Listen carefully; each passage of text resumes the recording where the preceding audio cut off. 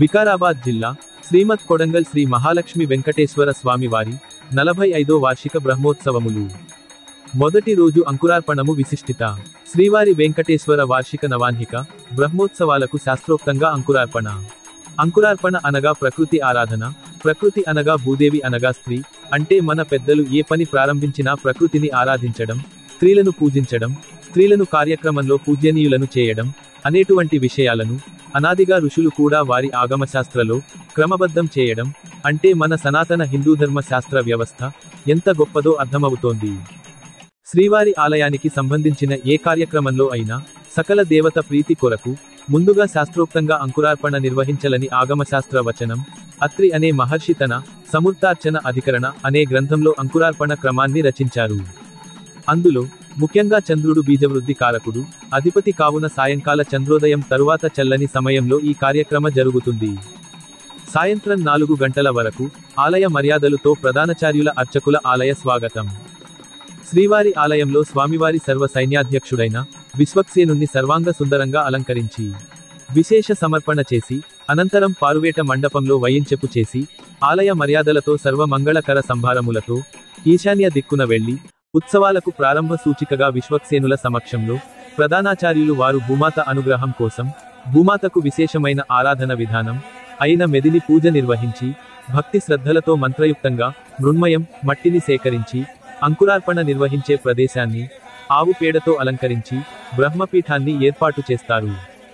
ఆ తరువాత బ్రహ్మ, గరుడ, శేష, సుదర్శన, వక్రతుండ, సోమ, శంత, ఇంద్ర, ఈశాన, జయ అనే దేవతలను అష్టదిక్పాలకులైన ఇంద్రుడు, అగ్ని, యముడు, నిరుతి, వరుణుడు, వాయుదేవుడు, కుబేరుడు, ఈశానతో పాటు మొత్తం 49 మంది అంకురార్పణ దేవతలను ఆవాహన చేసి విశేష ఆరాధన నిర్వహిస్తారు.